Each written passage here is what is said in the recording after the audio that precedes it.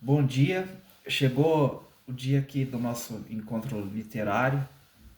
Eu desejo um bom dia para todos que estão agora acessando esse vídeo.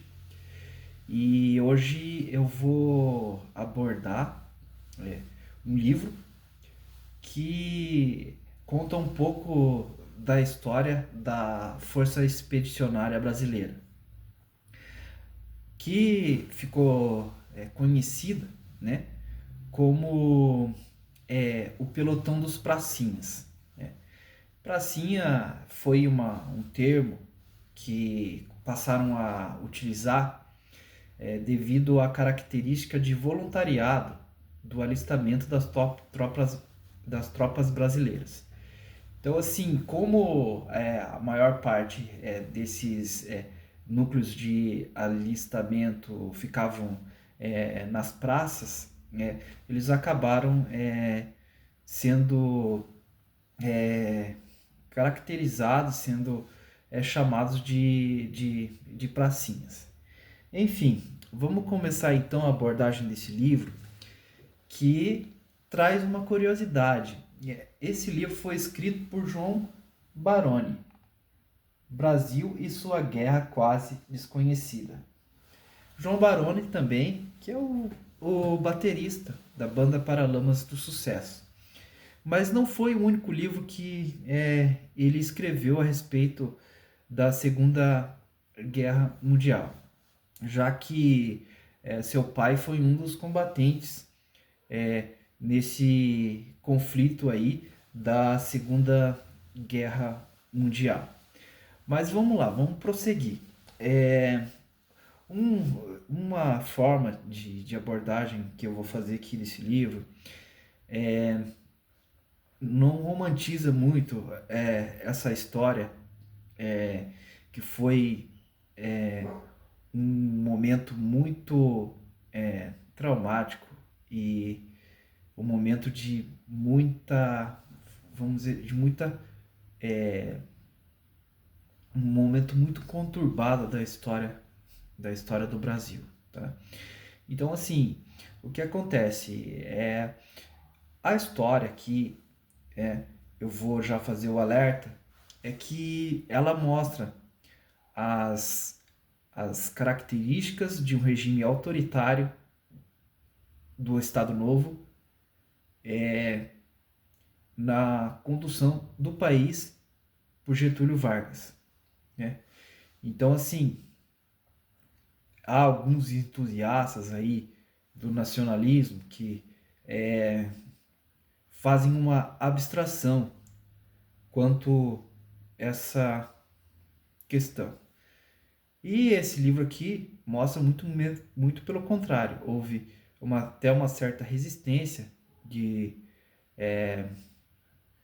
Winston Churchill, né, da participação do Brasil na guerra, devido ao fato do Brasil ser uma ditadura e ter um setor, né, à frente com Eurico Gaspar Dutra à frente, que era germinófilo. Então, assim, o governo Getúlio Vargas flertou com o fascismo abertamente, né? Não, não gosto de fazer esse tipo de abstração, né? Apesar de eu ser extremamente contra a tomada militar do golpe de 64, né? Que João Goulart acabou sendo deposto, né? De forma arbitrária, né? E houve uma campanha pela legalidade, até mesmo comandada por um entusiasta do regime Vargas, mas que depois teve algumas decepções, algumas frustrações, que foi Brizola, né? Então, assim, essa uma consideração que eu vou fazer, né? Porque existe muita mitificação sobre a história militar brasileira, né? Essa mistificação não é de hoje, é característica própria da nossa cultura. Lembrando que na Guerra do Paraguai, em meados de 1840 e tal, os, o Dom Pedro acabou trazendo questões que não estavam em discussão quando ele levou até alguns cidadãos brasileiros negros para lutar na Guerra do Paraguai, oferecendo para eles, né, oferecendo para eles assim uma emancipação que não aconteceu. Quando eles voltaram da guerra, havia ainda cidadãos negros amarrados, torturados e explorados pelo flagelo da escravidão.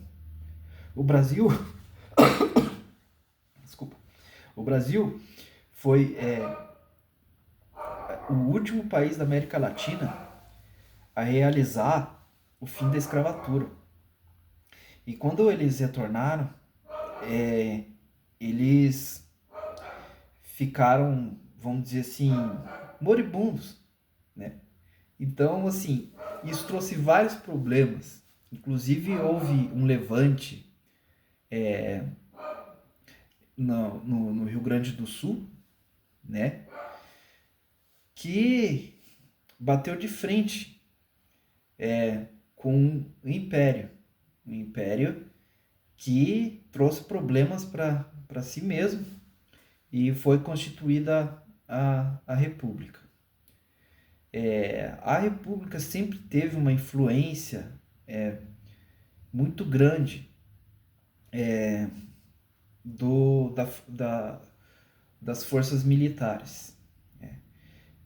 Houve o primeiro período de regência com o Marechal Deodoro e depois com o Marechal Floriano Peixoto, que houve turbulências, né? Essas turbulências ocorreram e eu quero falar a respeito disso num livro que se chama Uma Biografia do Brasil, de Lillian Worth. Mas enfim, mas eu vou agora aqui só mencionar esse fato aqui que diz muito a respeito de como as coisas às vezes que parecem óbvias não são tão óbvias assim. Vamos dizer assim, lembrando que a Constituição da nossa República manteve ainda por muito tempo métodos de exclusão da maior parte da população brasileira, da formação do extrato da sociedade brasileira. Tanto que o almirante Custódio de Mello teve que colocar forças à disposição, o chamado a revolta da Armada, que ele colocou toda a força naval sobre o Rio de Janeiro, cercando o Palácio do Governo, em Guanabara, se caso o Marechal Floriano não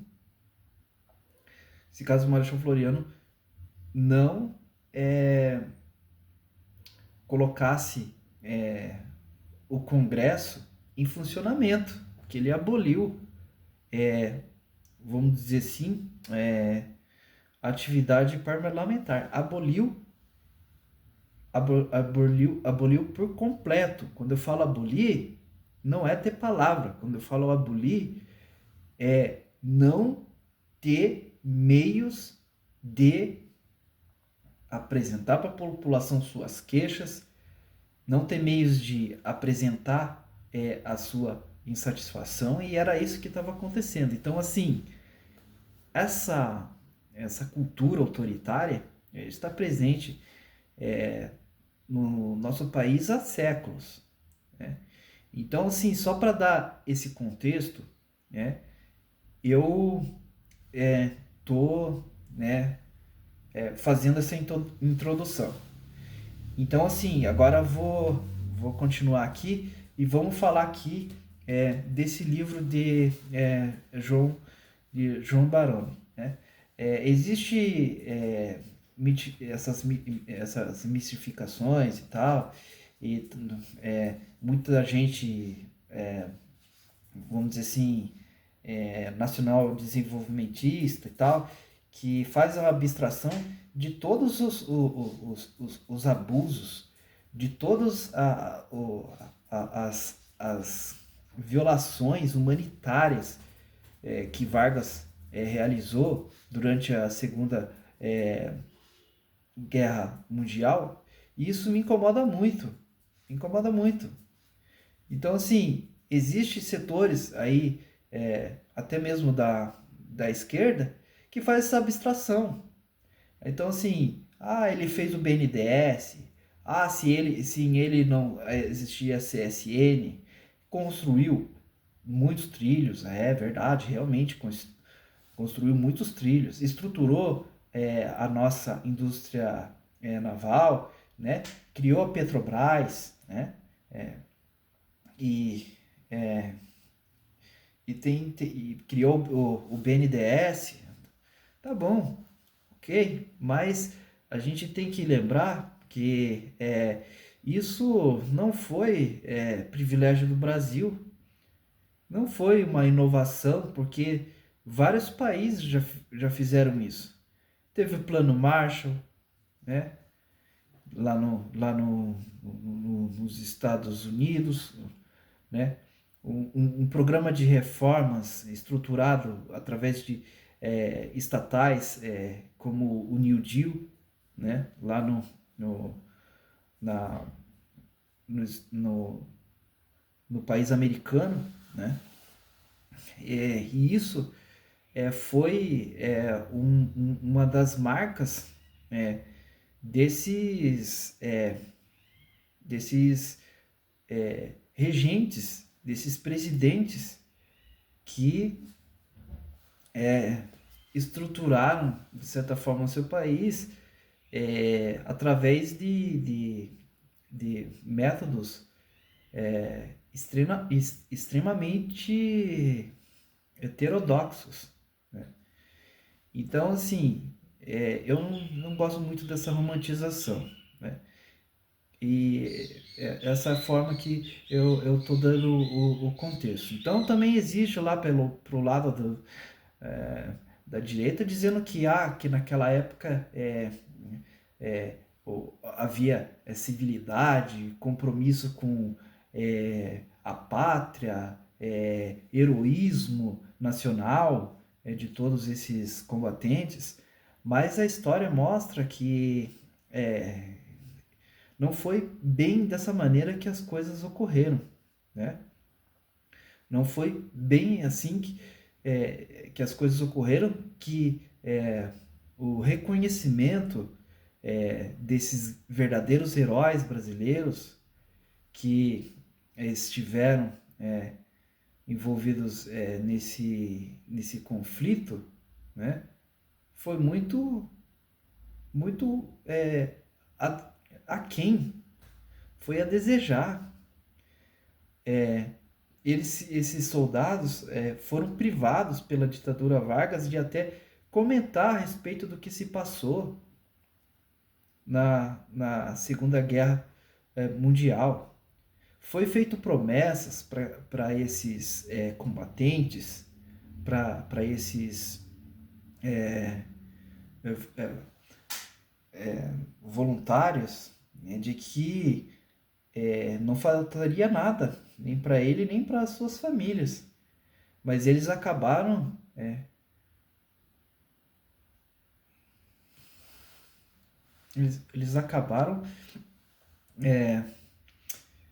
vamos dizer assim, sendo excluídos, acabaram vivendo toda forma de toda forma de, é, se- de- vamos dizer assim, uma forma de falta de reconhecimento mesmo, que foi o que ocorreu, né? Então vamos lembrar aqui, acho que esse vídeo vai ser um pouquinho mais extenso que os outros, tá? Então, se você tiver uma paciência aí, eu vou tocando aqui. Então, assim, vamos lembrar que no início do conflito, o Vargas ficava fazendo um joguete entre as duas faces dessa guerra. Tanto que tinha um setor geminófilo dentro das nossas forças forças militares, e ela era conduzida por Filinto Miller, que foi, vamos dizer assim, um, uma espécie de chacal da censura e da, da liberdade de expressão, da liberdade de imprensa, da liberdade constitucional. Tá? Então a guerra começa em meados de 1941, em que o navio brasileiro Taubaté é abatido pelos alemães. Depois de 6 afundamentos que ocorreram, centenas de mortes e clamor geral nas ruas contra a, a agressão da Alemanha ao Brasil, o Vargas se aproxima dos aliados, né? Mas antes disso é evidente a sua proximidade com os regimes fascistas. Lembrando que Lutero Vargas, o seu filho, foi escoltado por Bruno Mussolini e trazido ao Brasil com a sua esposa alemã. E isso tá descrito nesse livro aqui, né? Que também gerou um documentário que eu recomendo que tu assista, que é o documentário desse título mesmo, que é 1942, Brasil e sua Guerra Desconhecida, é disponível disponível no Globoplay, né? Então, assim, antes do Brasil entrar aí de vez nessa guerra, houve até uma certa resistência de Churchill,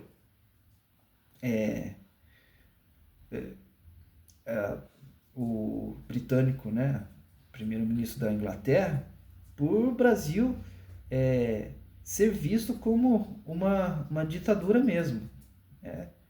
Uma ditadura que privava de liberdades de forma direta as pessoas, as instituições. Algumas histórias aqui também são bem curiosas, que quando os soldados da FEB chegaram para combater ele, todos os pelotões lá tinham um hino, né? E o Brasil não veio preparado para um hino. Aí alguém puxou lá a música Jardineira do célebre cantor brasileiro Orlando Silva, né? E todo mundo ficou bastante impressionado. Eles foram muito aplaudidos, né? É, por, por ter essa iniciativa, que foi uma história bem curiosa, né? tem outras curiosidades e tal, como a brincadeira lá de se a cobra ia fumar ou não, que acabou virando um símbolo da Força Expedicionária Brasileira, né? Devido a um folclore ali que existia de alguns retirantes aí do norte, nordeste e nas grandes capitais, trazer uma mala ali com uma cobra e fazer uma encenação ali de que ia fazer a cobra fumar para chamar a atenção de o- todas as pessoas que transitavam ali, para vender ali suas bugigangas, suas mercadorias. E acabou rodando muito essa história dentro dos pelotões ali. E é, o, o símbolo das Forças Armadas Brasileiras acabou se tornando é, é, uma cobra com um cigarro ali na boca, ali a cobra fumando, né? É, teve também uma incorporação, né, da FAB, né, e a formação da Força Aérea Brasileira, que foi muito importante, né, na estruturação das Forças Armadas Brasileiras na guerra, que foi o Sentapua, que foi a, a, a primeira força aeronáutica aí brasileira em combate. Houve também um episódio muito drástico que ocorreu na guerra, que acabou com um massacre ali de 245 soldados brasileiros, que foi o massacre de Monte Castelo, né? Naquele entorno ali, que começou, que era em torno de Parma, Pistoia, Montese e todas aquelas cidades ali daquele entorno, né? Que foi uma decisão precipitada, né? De um comandante americano que colocou os brasileiros para combater em um terreno que eles não estavam acostumados e com muito frio. Foi um massacre, foi uma situação muito difícil. Então, assim, o livro traz ainda mais histórias aqui, fala de Stefan Zweig, foi um judeu foragido da perseguição dos alemães que veio para o Brasil, né? E que escreveu coisas muito positivas a respeito do Brasil, com a sua obra Brasil, País do Futuro, que acabou se tornando até um bordão aí do Brasil em vários contextos, né? E ele passou muitas dificuldades e foi perseguido pela Gestapo, que estava a comando de Filinto Miller, né? Aqui no Brasil, né? E também houve um incidente diplomático referente a Souza Dantas, que foi conhecido como o Schindler brasileiro, né? Este que concedeu visto para que judeus vítimas da perseguição alemã viessem com facilidade aqui para o Brasil, né? Ele foi perseguido pela ditadura Vargas e morreu em total descrédito, né? Então, só para finalizar aqui, a gente vai agora, né, falar de como que ficaram os expedicionários após o fim da Segunda Guerra Mundial, né? Mesmo com a recomendação do ministro de Defesa americano, em 1945 houve a comunicação ao comandante Mascarenhas de Moraes de que a febre seria extinta.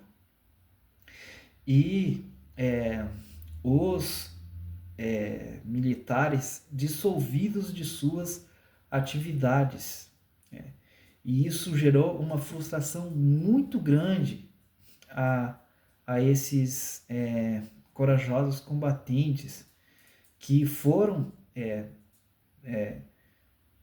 lutar uma guerra em valores vitais, valores inalienáveis, que são os valores democráticos, e voltaram para um país com uma ditadura em vigência, com viés e indumentária até mesmo fascista, que a gente não pode romantizar o Estado Novo e fazer essa abstração de uma forma totalmente inócua, vazia, sem discorrer uma crítica a respeito dessa característica que foi marcante durante esse período, tá?